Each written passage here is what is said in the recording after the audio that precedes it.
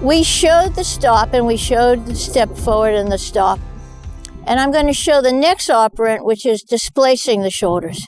Now, we did it on the ground with the whip tapping on the shoulders, but when I'm riding, I can use two different rein pressures to abduct the leg, which is the beginning of a turn. So I'm going to ask L, with an open right rein and a little right whip tap, to take a step to the right. That's called abduction. So that's called an open rein. I'll do that one more time. I'm abducting. And there she took that step to the right. At first she just sort of moved her head over, and then she actually took a step. I can also use a left indirect rein to move that same leg. So I can make a pressure here and move that foot over. Now that, for some reason, gets the horse to often lower in its neck and get really soft through its neck. I'll do that one more time. A little rein, a whip tap, and there she stepped. Good girl. Now, I didn't really need much of a whip tap, but if I was training horse in the beginning, I could start it strictly with my whip tapping and get the same response, and then go to the rein aid. And she's quite willing to take a step. Good girl. Because she knows her operants. This is already a horse that knows this. What's very important that I need to make sure of is that the horse isn't leaning on the front legs when I ask for her to take a step out or abduct. Because if she's leaning with too much weight on the front legs, she can't take a step out. And that's the same thing we did under saddle.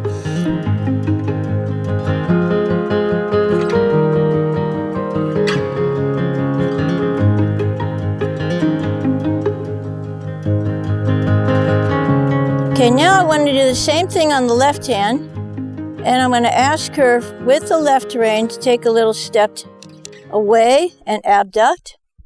That was a nice step.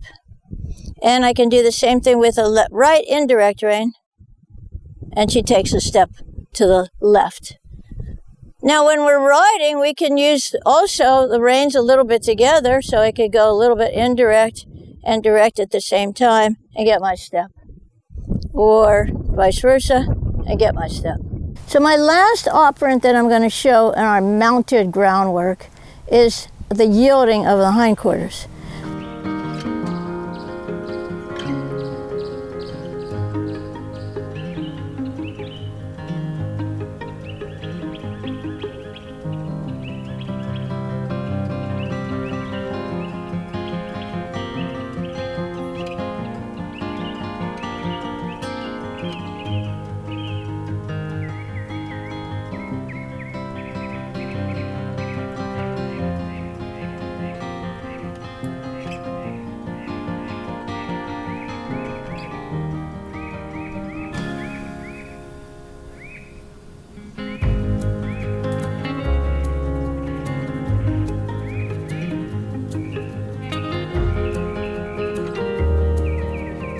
Right now, I'm really noticing Elle doesn't want to cross her right hind leg, and I already know that in riding, that's difficult to get her to really use that right hind leg. And you can see this is right where I'm going to run into that operant. The right hind leg doesn't yield as well. I made a pressure, and actually that was quite a nice one, so I'm going to end on that. I want to end on a good note. It wasn't perfect because she went a little bit forward, but she definitely gave a nice basic attempt. And this is something I'm going to have to work on. This is part of the training. No horse is going to come out of the box completely even and completely doing the same thing on each side. Same with riders. We're not so strong on one side, or we're a little bit stiff on another side. So that's laterality in the horse. We have to train that. So this is a good example of one operant not being on a light pressure, and I have to make her more sensitive to yielding that right hind leg.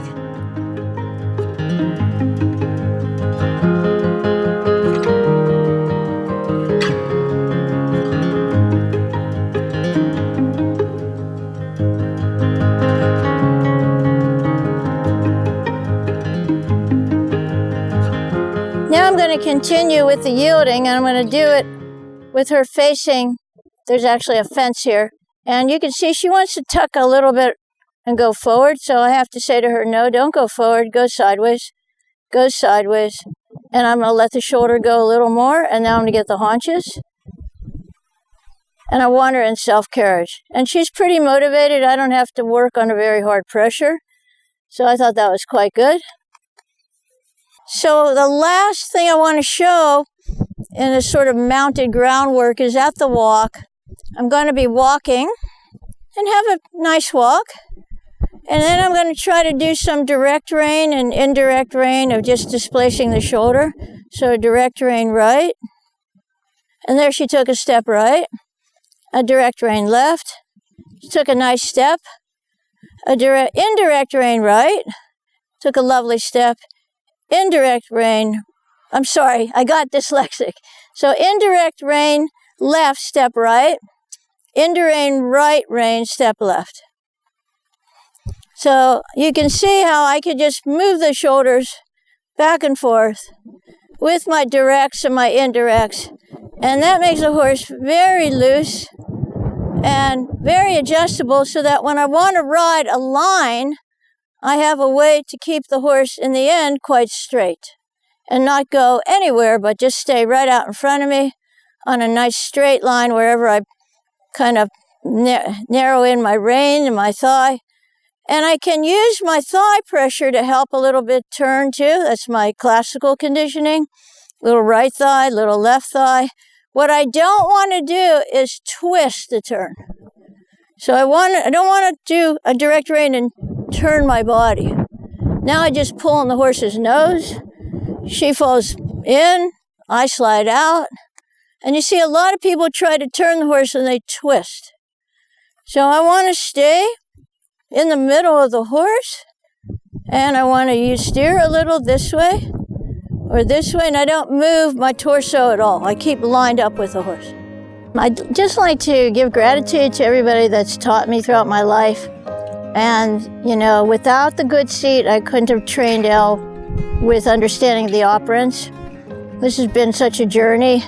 And I want to make it clear to everybody that you could do it.